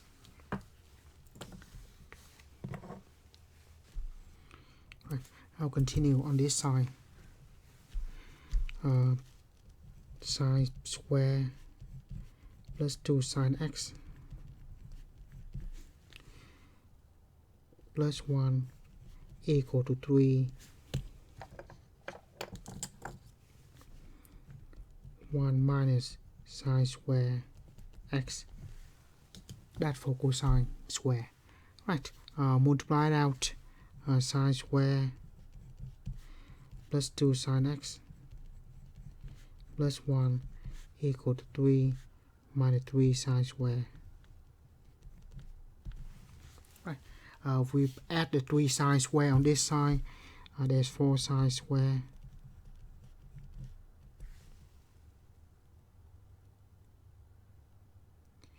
and minus the 3 on this side, minus 3, so that minus 2 equal to 0. We can divide everything by 2,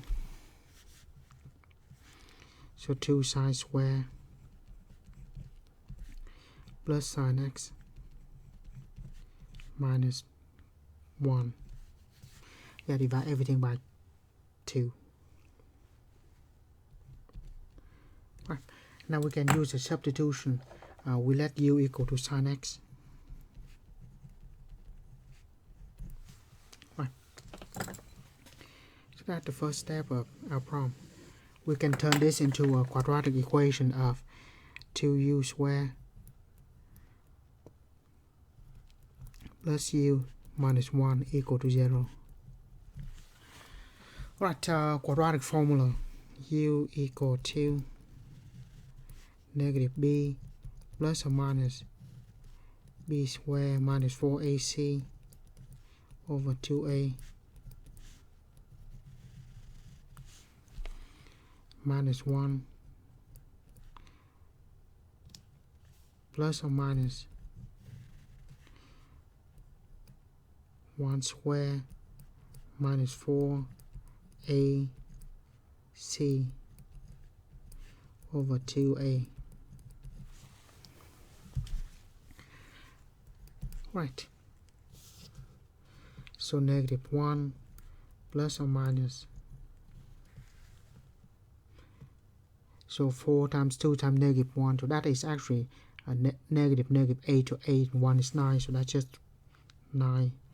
Actually come out nice and even again. So if negative 1 plus or minus 3 over 4 minus 1 plus 3 over 4, so that 2 over 4 is 1/2, and this is negative 1 minus 3 over 4 is minus 1. Again, I'll divide this in 2. One of them is u equal to 1/2, and the other one is equal to negative 1. Right. We're going to solve for this. At the end, make sure we check the answer. So it's going to be a relatively long problem. U is sine x, so we have sine x equal to 1/2.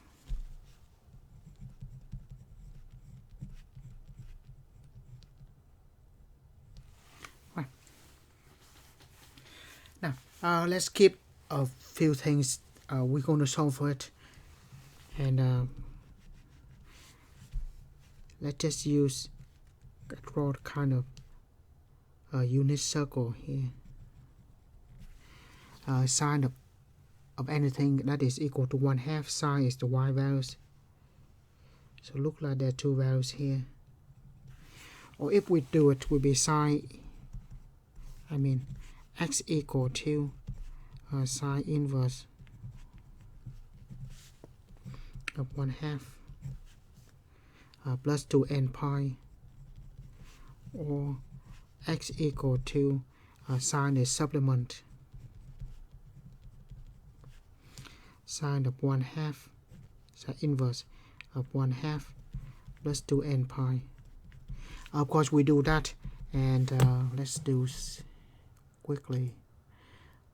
Sine inverse of 1/2, that pi over 6.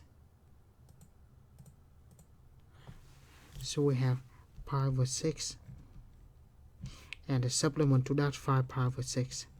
And those are the only answer we can check. Yeah. All we do is just like what we did here. Yeah. That should be simple. Right. Next, sine x equal to negative 1. So actually we just write 5 pi over 6 and pi over 6. Now sine of x equal to negative 1. Again, sine is the y values. The y values equal to negative 1. It has to be here. So that will be 3 pi over 2. So we have 3 answers. 5 pi over 6, pi over 6, and 3 pi over 2. Of course, we can also write out the trigonometry equation and solve for it like this. Right. Finally, we just need to check. So check when x equal to pi over 6. Let's do that first. Sine of pi over 6 plus 1, is that equal square root of 3 times cosine of pi over 6? Right. Sine of pi over 6 is 1 over 2, and cosine is square root of 3 over 2. So 1 over 2 plus 1 equal square of 3 times square root of 3 over 2. So that look like 3/2 equal to 3/2, which is good. Right. So pi over 6 is good. Next, we check for x equal to 5 pi over 6.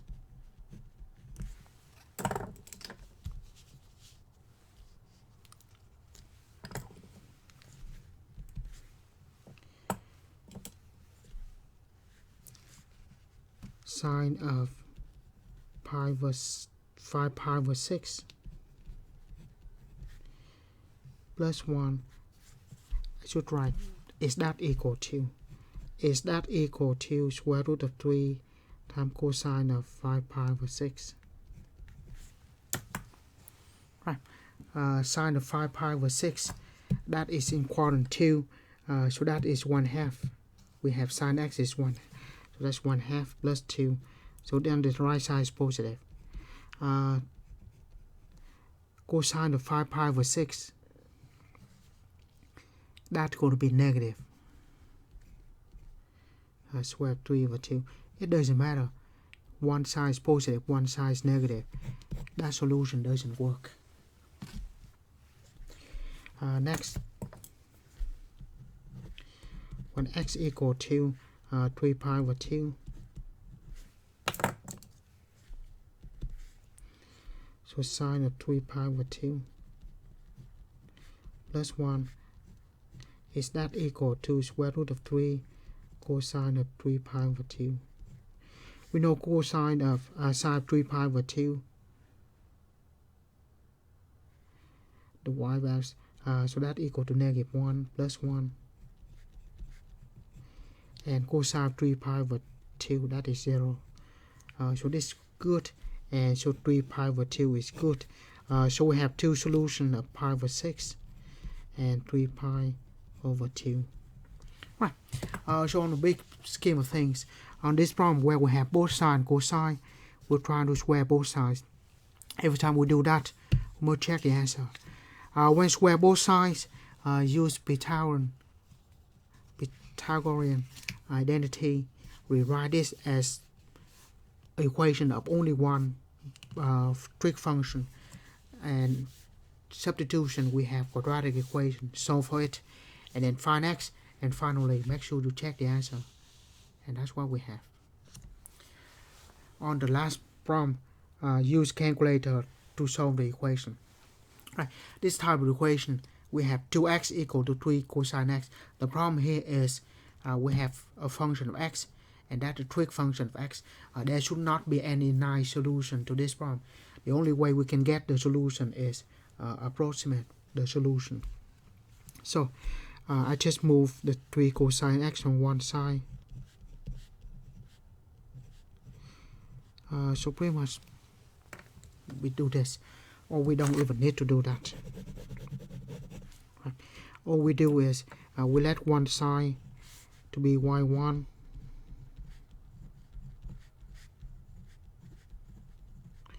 and the second equation will be on the other side. We let equal to 0. On this one we use the calculator. Right. Make sure that is in the radian mode.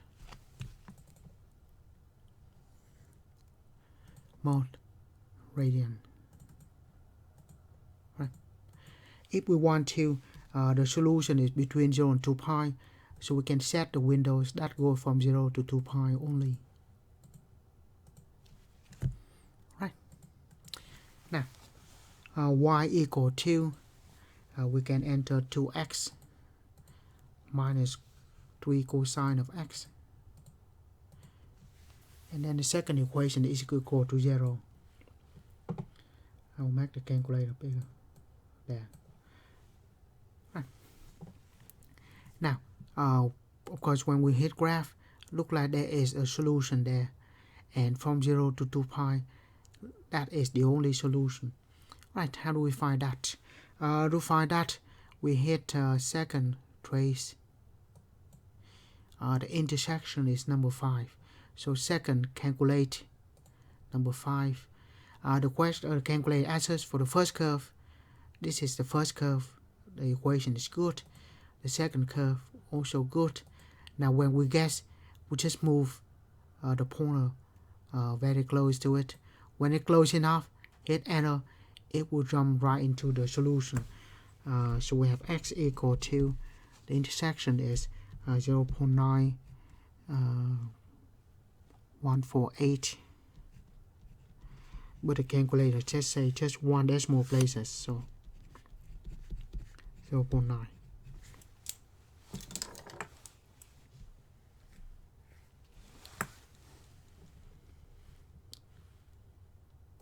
Right. So that's what we have for this problem, and that concludes this part of review for pre-calculus. I hope you find this helpful. Thank you for watching.